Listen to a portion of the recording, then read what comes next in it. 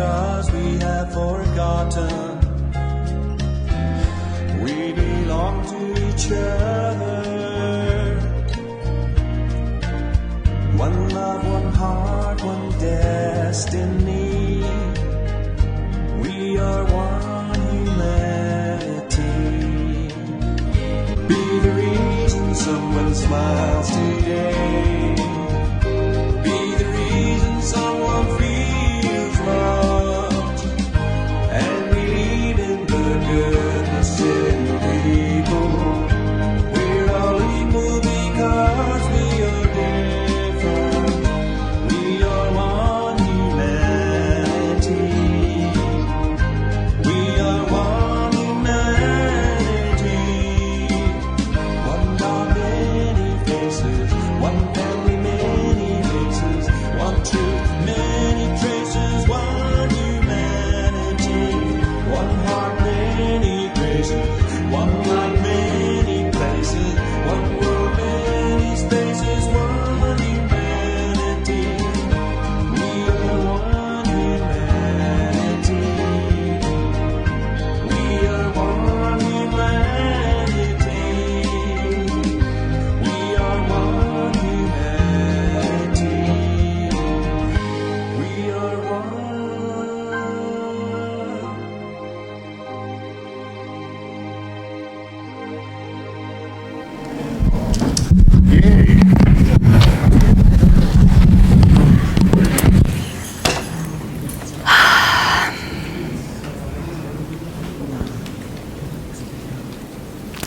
So last week I reconnected with an old friend of mine from high school. Actually, he wasn't really a friend. He was a couple of years younger than I was.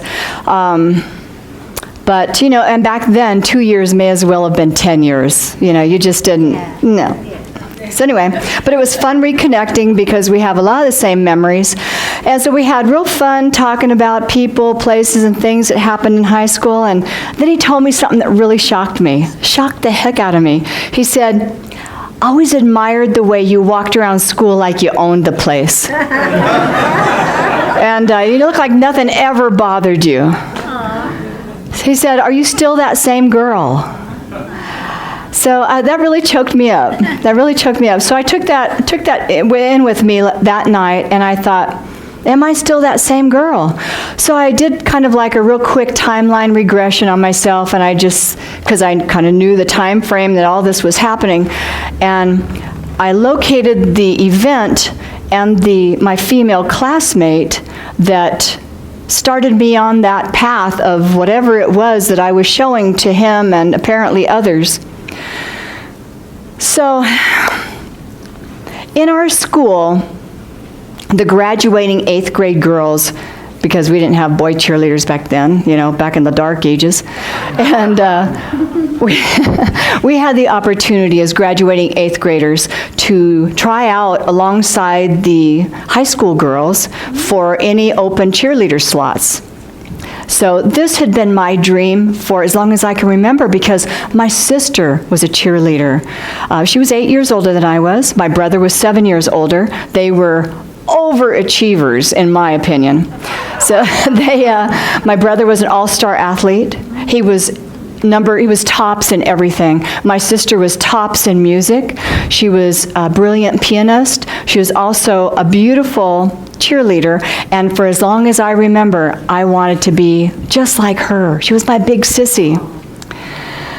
So the thing about what they were doing is that they were so popular, and I just wanted to be that popular, but I wanted to be popular as Kim, not as Karen and Mike Dyer's baby sister.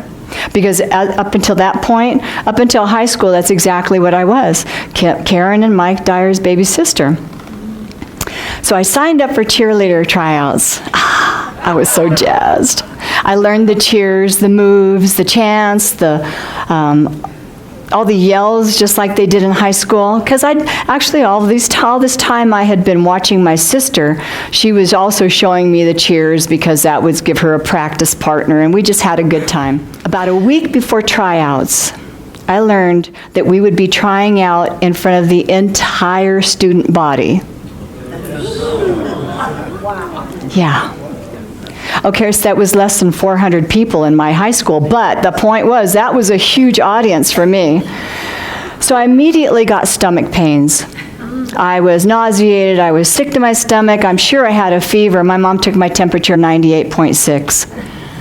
Then I started looking for excuses. Okay, what excuse can I use to get out of this horrible situation I'd already gotten myself into by signing up? I wasn't even 13 at that point. I was 12 and a half. God, 12 and a half, it seems so young.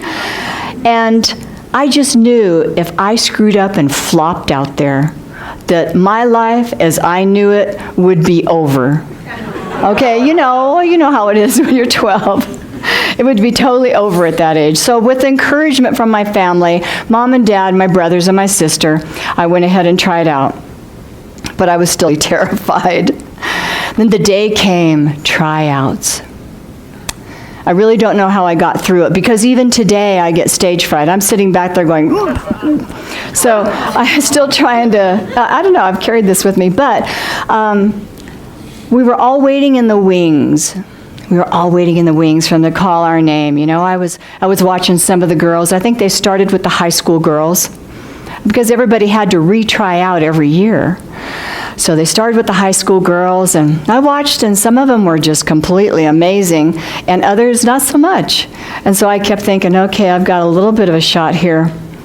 And one by one, each girl did their routine, and then all of a sudden the cheer coach called out, "Tony LaRonia."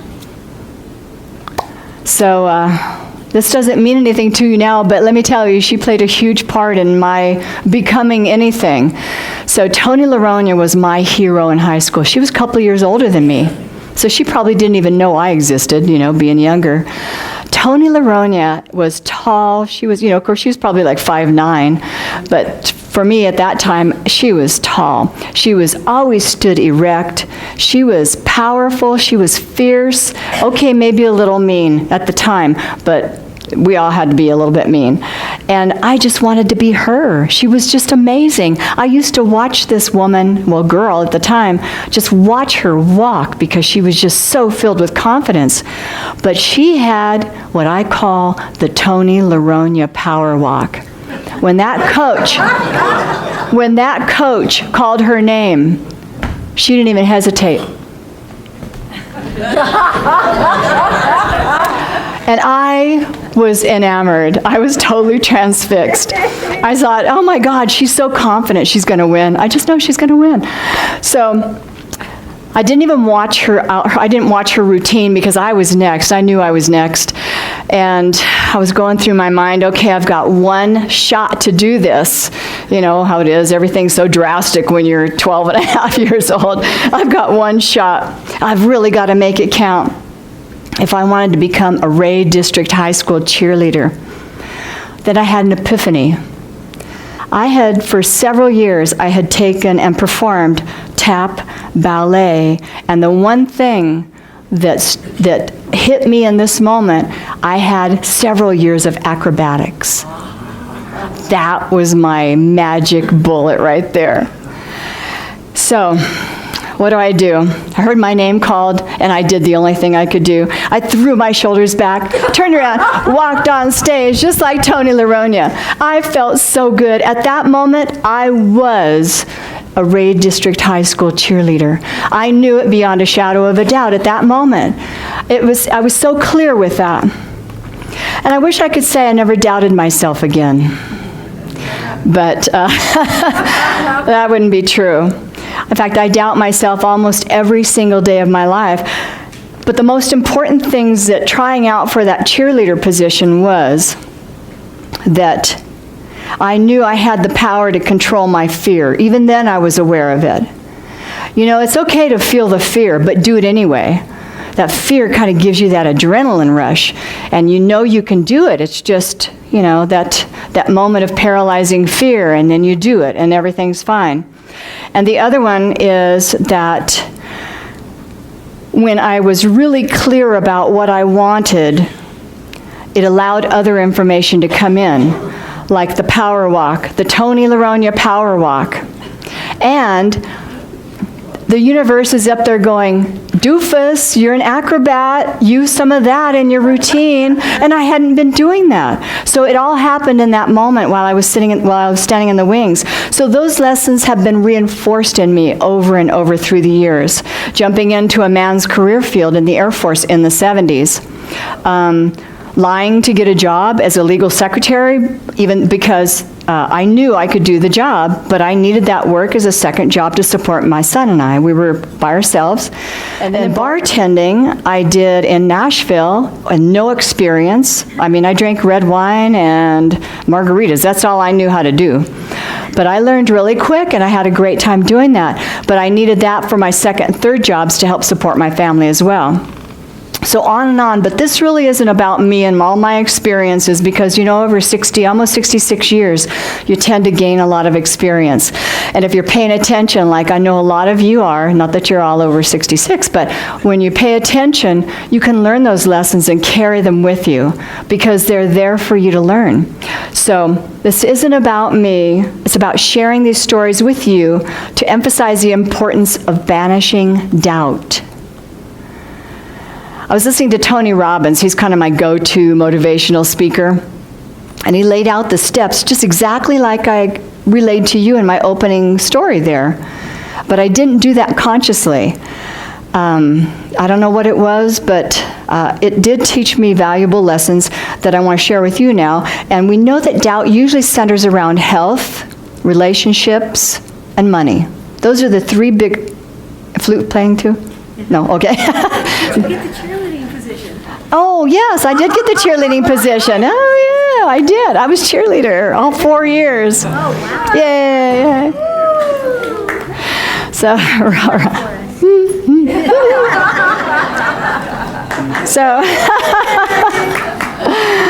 oh boy. So when you're wanting to manifest or change or create something new in your life, you have to know your outcome. That's the biggest thing you can do. And it's probably the toughest part of creating your life, or whatever it is you want in your life, because there's this part of your brain, which I mentioned a few weeks ago, called the reticular activating system. It's in the stem of your brain. And what that does is it's a filter in your environment so that it only allows you to see and experience, hear, feel, and smell only that which you are focused on, only that which is active in your mind at the time. If you were able to see, hear, and feel everything that was going on around you simultaneously, your head would explode. So that reticular activating system is not only protecting you from, exploding head, it's also giving you the vehicle to focus and to create and to draw into yourself what you want. So in my case, I had been focusing on my next 4 years as a Ray High School cheerleader. That's all I wanted, and that was a very clear outcome for me. Then once you get clear on what your outcome is, what the outcome you really want is, and it doesn't matter whether it's relationship, health, money, a job, a place to live, it doesn't matter. You have to be really clear about it. Imagine, for example, you want $1 million. I think we're all okay with that. That's not too hard, is it? It's kind of a universal subject. I would recommend spending at least twice as much time on why you want the $1 million, because $1 million is not the motivation itself. It's what you can do, what you can have, what you can use that is your motivation. So I just call that your juice or your lighter fluid. That's your motivation. Do you want to pay off all your bills? Start a magnet school for the arts? Open about 4 new CUL centers in other states? Yes. Maybe you want to set all your grandkids up for college. Wouldn't that be awesome? That's the kind of stuff that motivates you, and those are your whys. And when you come up with a big enough why, you can create anything, but you have to be really clear. And I'd be willing to bet if you can't come up with 10 really good whys, you're probably not serious about it. And if you can come up with 10 really good whys, you're probably going to manifest whatever it is you want. So now that you're armed with your crystal clear outcome and your 10 big whys, and Now it's time to use your personal power and take action. So what's the number one thing that keeps people from taking action? Fear of failure. False things appearing real. That's right, false evidence appearing real. And they're afraid they're going to fail because why? Because they're going to be ridiculed. They think they're going to be ridiculed. They're going to be discounted. They're going to be hurt. Most of all, you know what the number one reason people are afraid of failure is that they're going to lose love. Love of their parents, love of a loved one, love of their community. That's the number one reason. My big bold action on this instance was signing up for that tryout. I know in the big scheme of things it was a small incident, but for the 12-and-a-half-year-old, almost 13-year-old girl, it was a huge dream. It was a huge, huge thing for me. And I learned a great universal truth that with self-confidence, you don't need excuses. And without excuses, there's no doubt. So I stood in my power and made the decision, and I did it, and I was successful. But even if I had not made the cheerleader squad, I still would have I would have said I was successful just because I did it, because I was such an introvert. So where do doubts come from? They come from our shadows that we haven't cleared yet. Remember what Arville said our shadows are? They're lies that we believe about ourselves. I'm not young enough. I'm not old enough. I'm not tall enough. I'm not short enough. I'm not whatever enough. Not rich enough, not poor enough, healthy enough. It doesn't matter what enough is. You are enough. So whether the lies come from past negative experiences or past criticism or past failures, which we know aren't really failures, they can manifest as doubt. So how does doubt show up in your life? Are you constantly apologizing? I don't know about you, but that's just one of my things. It's like, oh, I'm sorry. Oh, I'm at the door same time you are, and you want to go through, oh, I'm sorry. You know, it's like, why am I apologizing? It's just crazy stuff. Or it takes me 10 minutes to respond to a phone call, a text message, or an email. Oh, I'm sorry it took me so long to respond. Really? Really? I don't know what that is, but I'm working on it. The next thing is, do you ever second guess yourself? Always. Now, there's two types of second guessers. The first second guesser is the person that second guesses themselves into procrastination, or worse, complete inaction. That's probably not good. Neither one of these are really good. But the second one is, what I am, is I make a decision, I act on it, and then I second guess myself the rest of the time, making myself insane. And the worst part, the worst for me is making plane reservations. That, I don't know what that is. It's like plane reservations. I even talked to the agent at Southwest because I had a voucher. I want to make sure I did it right. I had a voucher, talking to the agent, right dates, everything. I went back to that reservation online 5 times that same week to make sure, because every time I'd say, was that September or October? Did I tell her September or October?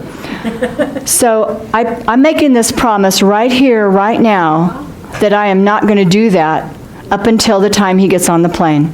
All right, I promise. So how do you banish doubt? You know, I think that's what all of us like to know. How do you banish doubt? Well, you know, the easiest way to do it is just what Tony Laronia taught me. It's your physiology. You know, when you sit there going, I don't know. And there's a lot of doubt in this posture right here. There's no doubt in this posture right here. I will forever love her for that.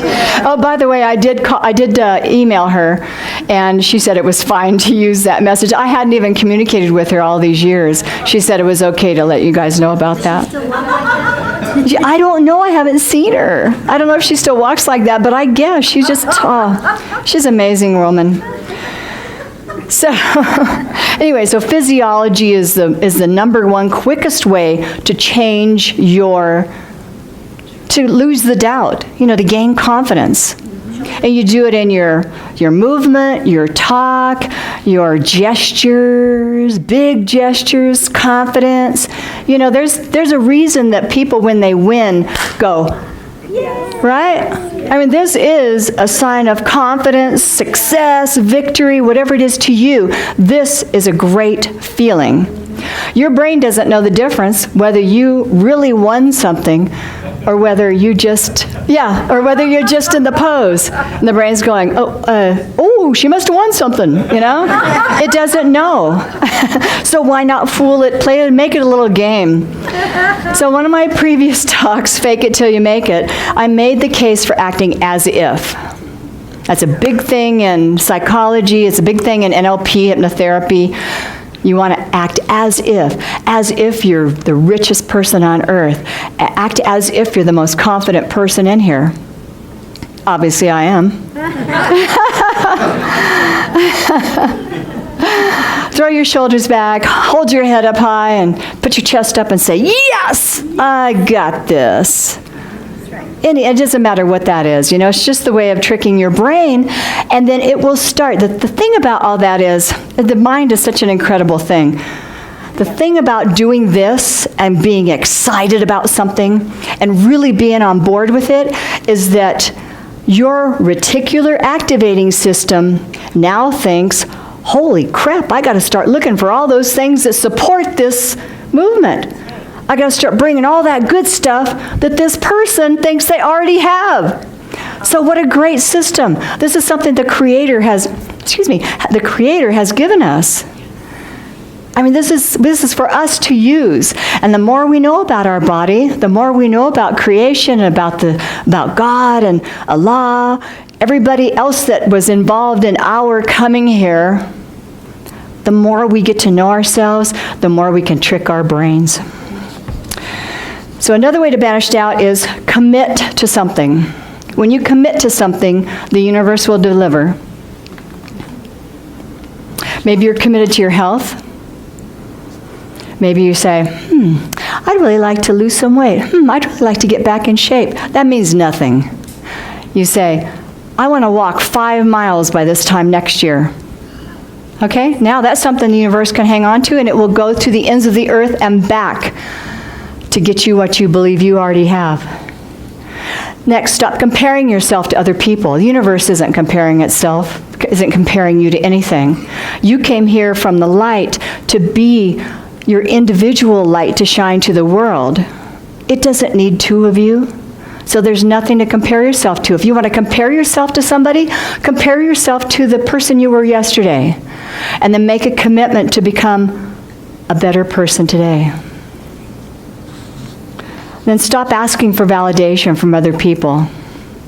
You know, one thing I just really admire about Arvel is that he takes things under advisement when people give him advice and things like that. And if it does not fit in with his idea of what he wants to do or have or be, he files it under, okay, thank you, no thank you. And I wish we could all do that. So when you're planning something, don't go out and start seeking a whole lot of different input, because you're going to get that many different ideas. And then you run the risk of people saying, well, I gave you an idea, you didn't take it. So you don't want that to happen either. Next, don't talk about your plans.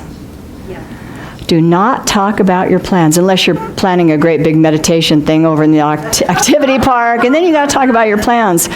But talk about what you've already done. Because this goes along with my ask for forgiveness instead of permission. I just think there's a lot of energy that dissipates when you talk about your personal plans. You need that energy. You need that roiling energy to kind of push you over the edge. And honestly, if you tell somebody and they get it, what your plan is, a really good, juicy plan, your brain already thinks, because when you're talking to somebody, your brain is already thinking, oh, they already have it. So there's no need to go out and get these other little pieces to support it, because they've already got it. Okay, we're good. So don't tell people your plans. If you really need to share your excitement with somebody, journal. And finally, do something, even if it's wrong. That is how you banish doubt. Be bold, make a decision, amp up your passion for it, take action, and let the universe do its magic. You won't always have the answers, but when you align your passion with your highest values, with your higher self, there's no force on the planet that can stop you. And it's in that moment the light of the universe will shine on you and through you, banishing every single doubt that you could have access to the energy that creates worlds. Thank you very much. Thank you.